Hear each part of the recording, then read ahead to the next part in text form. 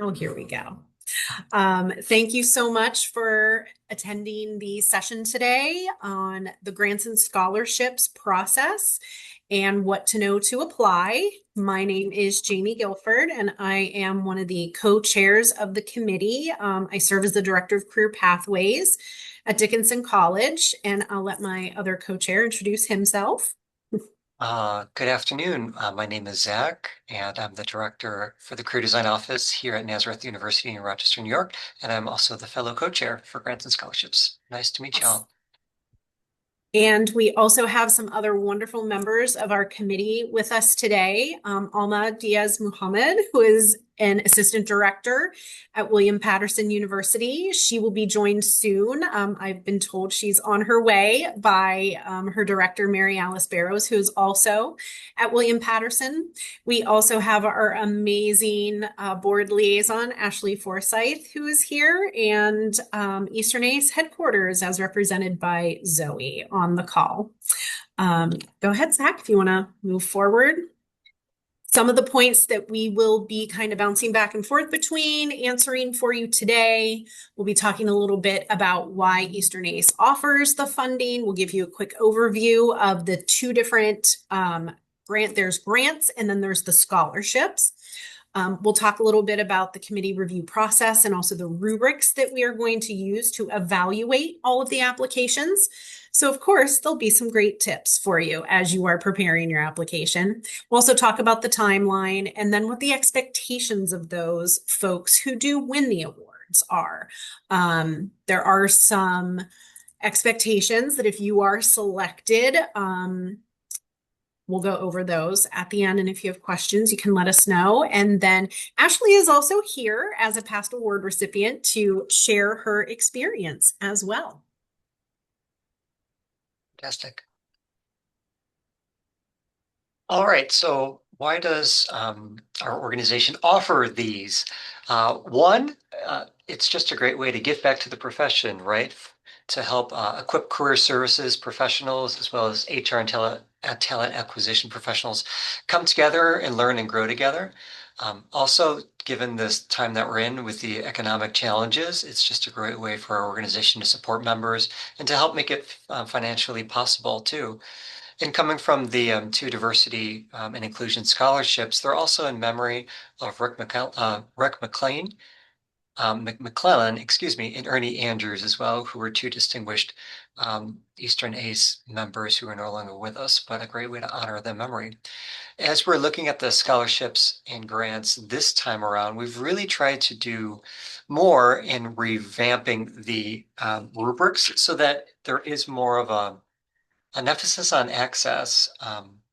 We wanted to make sure that we're kind of leveling the playing field for folks who have been members for a while, but also new members to kind of both be on the same playing field. And we believe that questions further on in the rubric do still give members opportunities to shine and show their involvement with the organization, but also for new members to also show their opportunity for what they're interested in most. So those kind of at least provide both provide kind of level playing fields where they both are able to share their perspectives.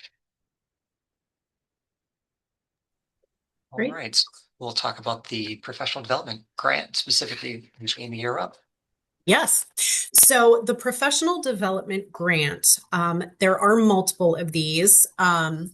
It will cover up to $1,155. So the professional development grant is really meant to be very straightforward and really just cover the costs to attend the Eastern ACE Annual Conference. So you can see that the benefits, if you win the grant, you get conference registration, and you get 2 nights at the hotel in Pittsburgh. We already have those costs calculated out for you. So that one is really direct and straightforward. Zach, do you want to pop over to the next slide? The next slide is the other option, which is the diversity and inclusion scholarships. So again, Zach mentioned about honoring Rick and Ernie. The difference is here, the professional development grant, you must be an Eastern ACE member. With the diversity and inclusion scholarship, you can be a member or you can actually be a non-member. And part of that is because, if you want to advance to the next slide, Zach, this scholarship will actually cover a complimentary individual Eastern ACE membership for 1 year. So again, this is also going to cover the conference registration. And these scholarships are designated to be $1,500 total. So that usually includes the 2 nights in the hotel based on the cost at the Wyndham Grand in Pittsburgh. And it will also cover travel expenses. So there is the difference there. So whereas the professional development is very straightforward, it is basically registration and 2 nights in the hotel. The diversity and inclusion scholarship is a little bit of a larger sum because it does encompass a little bit more coverage in terms of some of the transportation as well as the Eastern ACE membership. I do see we have a question in here. Mhm. So is there a set number of recipients for each of the professional development grants and the diversity and inclusion scholarship respectively? So to answer that question, the diversity and inclusion scholarship, there's 2 recipients, correct? And then for professional development grant, that one there is a little bit more flux. We just have a certain set amount of money that we have access to. So as many grants as we're able to give out for that amount. Um, and Ashley, can you help me out with that? Was that typically 3? Great question, Zach. So it depends Thanks. on kind of what the ask is in terms of the need in the past. And so transparently this year, based on the cost of the conference itself and the hotel, we were actually increasing the amount of the award for any of the folks that are awarded this year than for more than we've gotten to award in years past. And so traditionally we were offering $1,000 and we would kind of try to get as many people there as we possibly could. Here we have $1,155 for the professional development grant that we can offer up to include both the conference registration and the 2 nights in the hotel. So that will decrease the amount of possible awardees based on the pool of money that we have to offer. So it's looking like this year we might be able to offer 4 to 5. Great. Great question. Thank you. All right, so that was just a really brief overview of the 2 different opportunities and the 2 different applications. I'm going to turn it over to Mary Alice to talk a little bit about our committee review process as well as the rubrics. Hello, everyone. So for our committee review process and rubric, so candidates, it'll be a blind for anyone that applies. It'll be a blind review of all applicants by the Grant and Scholarship Committee, which is made up of 7 members. We all have a rubric that we will be following, and we'll be able to rank the applications based on each rubric. And then at the end, the committee will discuss rankings before sending the finalists or to the Eastern ACE Board for final recommendations. And you can find the rubric for each application can be found on the Eastern ACE Conference tab under funding. So you'd be able to see the specifics of each rubric. We strongly encourage you to take a look at those rubrics because that's what we're going to be basing it on, as Mary Alice has stated again. But again, putting a needle or putting a point on it, exclamation point, fireworks, stars. And shifting over to Alma now to talk about some application tips. So some things that we want to remind you as you're preparing your application, it was already stated before, check out that rubric. We're following it to a T, so it gives you the answers of the things you should be including or thinking about, right? So make sure you're answering the prompts clearly and providing specific examples. I know sometimes when you have a word count, you want to make sure you put a lot of information, but make sure that you're providing specific examples. And if you have 1 or 2 examples that really align with kind of the narrative that you're sharing of how you could benefit from gaining one of these scholarships, then that you do that and be very direct. You also want to make sure that you do, like I mentioned, include that relevant experience, but then you're also thinking about the impact. So that means explaining how attending the conference can really enhance your professional goals, right? For both of the scholarships and grants, but also specifically for the D&I scholarship, describe how your background brings unique perspectives, right? And how you can use information you're going to gain at the conference to kind of pass it forward, whether it's to colleagues, your students, how you're thinking about how this information and the things you'll learn at this conference can definitely impact a greater group. And for the grant scholarship, you want to show that you're committed to applying and disseminating what you've learned, right? So you would do that for both, but definitely these are specific things we want you to think about as you're preparing applications for both or either or, right? You also want to make sure you proofread everything. It's kind of just like any other opportunity where you want to put your best foot forward, thinking about what are the things that are directly aligned with the prompt that we give you and making sure that you address all those things. And do give yourself time to not only put together your packet, right, but that you have enough time to upload it so that you're not waiting till last minute and I know that we're all busy professionals, but do give yourself time to avoid any technical issues and making sure that all your attachments are on there correctly. So we do want to just share with you a little bit about what the timeline is.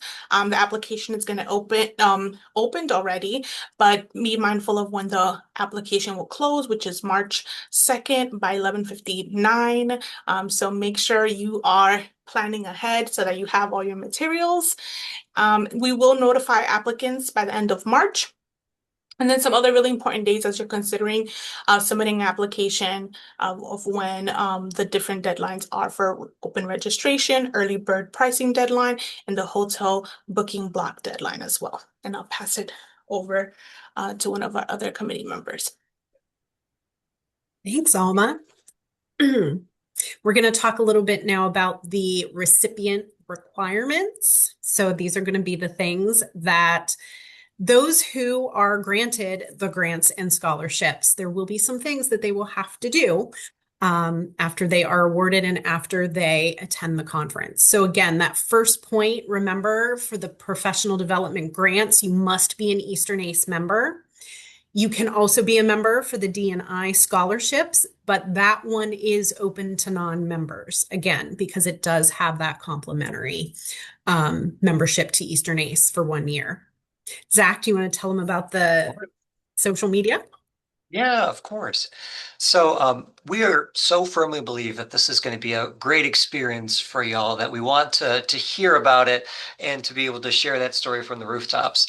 For those who don't know, we have this amazing blog called Trending, and we'd love to spotlight your experience in the blog. Or this year, we're trying something new, knowing that some folks might not prefer to write their story, but to tell their story and just record a short video, just kind of talking through their experience at the conference and things like that. So in the coming time, as we get closer to the conference, we'll have a little bit more structure on what that will look like and some technical qualifications on that as we put together a handout. But again, within 2 weeks of the conference, wanting to make sure that we can gather your experience, whether it's in a submission to the blog or a video that can be shared through our social media accounts and linked in our newsletter. Yep. And with that, we also want any winners to be excited to get involved on an Eastern ACE committee of choice. Reason being, Eastern ACE is all about, really helping to develop new leaders in our field. And so this is an opportunity for some folks who maybe haven't had the chance to get involved yet.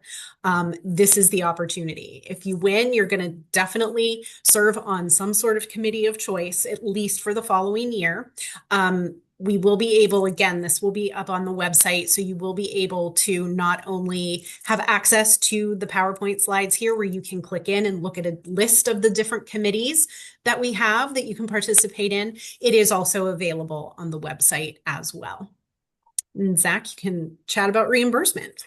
Sure. Money, money, money. How exciting, right? But super important for us to be able to get that documentation that we need. And again, the forms are provided here as well as on the website so that we can get you reimbursed for those expenses. And that's specifically for the diversity and inclusion scholarship, just for that one. Okay. Yeah. And so now we're going to turn it over to our lovely Ashley to share her experience with the application process and especially, I think, maybe going through some of those requirements that you had to do afterwards. So I'll turn it over to you, Ashley. Yeah, and Absolutely. Ashley, why don't you share maybe a little bit of your history with Eastern Ace too, and how you are the director of finance now, not to steal your thunder by any means. Yeah, absolutely. Thanks so much, both of you. So hi everyone. I'm Ashley Forsyth. I am the current director of finance for Eastern Ace. So I sit on the board, which is a great opportunity to be involved and to give back to the organization. And so in my role, I have the fantastic opportunity to work directly with the Grants and Scholarships Committee, which is one of the reasons you're seeing me today. And I'm just so grateful for all the hard work that the co-chairs and the committee have put together in regards to grants and scholarships this year. It's been a great, great way to streamline the process and to help to support you as you're thinking about your next steps and hopefully engaging with Eastern ACE more, as well as having the opportunity to get some funding in order to do so. I have been a member of Eastern ACE for quite a bit. I believe I joined in 2012, and my involvement has looked a little bit different over the course of my career. At first, I was kind of just getting my feet wet into professional development as a whole and trying to kind of find my footing in terms of what kind of professional association I really wanted to engage with. And so my first couple touch points with Eastern ACE was attending some of the conferences in the early 2010s and got an opportunity to meet some wonderful folks and really found that Eastern ACE was my professional home, although I did have some fantastic experiences in other groups and sat on some boards and committees there as well. And so, as my career progressed, I ended up at the crossroads of education and next steps in my career. And unfortunately, at that point in time, I had to take a little bit of a step back from my involvement with Eastern ACE because I was working full time and doing my PhD. So I didn't really have the bandwidth to engage with Eastern ACE at that point in time like I had wanted to. But as soon as I was done my PhD, I knew where I wanted to come back to and devote my time and energy to, and Eastern ACE was it. And so shortly after finishing my PhD, I ended up diving in as a co-chair for this committee, actually. And that was back in 2020 or 2021. It's all blurring together now. But I was able to actually be on the committee first and then serve as a co-chair after that. And then that ended up leading to me applying to be on the slate for the board. And I was the director of membership, retention, recruitment and retention. And then after that board appointment for 2 years, I ran on the slate again to now be the director of finance. So as you can see from my experience, Eastern ACE is a big part of my professional space, and I love having the opportunity to work with like-minded professionals, and to really get to have some of the fun with this group, giving money to professionals to help support their journeys. Even as the director of finance that has to think about that bottom line, right? And so, we really try with Eastern ACE to support all of our members as much as we can. And so, in terms of my experience with grants and scholarships, particularly, it kind of felt a little bizarre for me, transparently, because I was applying for the professional development grant while I was on a committee or even co-chair of the committee or part of the board. And so I had applied, I believe, 3 or 4 times for a professional development grant because some of the institutions I had been working for or even am currently at didn't have the funding like many of ours don't. And so I needed to think creatively about how I might be able to engage to try to attend the conference. And so I was lucky enough, to go through the process. And one of the things that made it feel a little weird is I was like, well, I'm on the board. Like, is it okay for me to apply to this grant? But I will fully say, from going through the experience, whether I was involved or not, in terms of being an applicant, I was involved and able to see how truly fantastic the group works, in terms of the review and how we do our best to make sure that this process is truly blind. And so, interestingly enough, even when I was awarded, it wasn't until my name was shared that the committee knew that I had been selected. And so I was kind of like, oh, thank you so much for picking me. But I was the only one who knew that it was my application and I was not included in those conversations on purpose. And so, I think about that, something I wanted to share is I could not be more grateful to Eastern ACE to provide for providing these opportunities. Transparently, had I not had the opportunity to get the professional development grant, I would have not been able to attend the two conferences that I was able to attend from those grant funds. They were a couple years apart. I didn't always get funding when I applied, just like everybody else. But I am just so incredibly grateful that I did get those opportunities because the conference is fantastic. You may or may not have already been, for those of you in this space, but I definitely give the Eastern ACE Conference all the thumbs up that I can give it, because it's one of those things that, as you're getting the opportunity for professional development in today's day where a lot of things are virtual, it's sometimes hard to feel the community element, but I will say that the reason I'm part of Eastern ACE is because of the community element. And you can truly feel that at the conference. And so I'm just excited that you're here, that you're thinking about the opportunity for funding for the conference. And I really, truly hope that you get some funding to be able to support your interests in doing so. In terms of the requirements after, I was already involved. And so that wasn't a big stretch for me to have some more involvement. And for me, instead of a committee directly, it was the board, based on the timing that I was awarded the grants.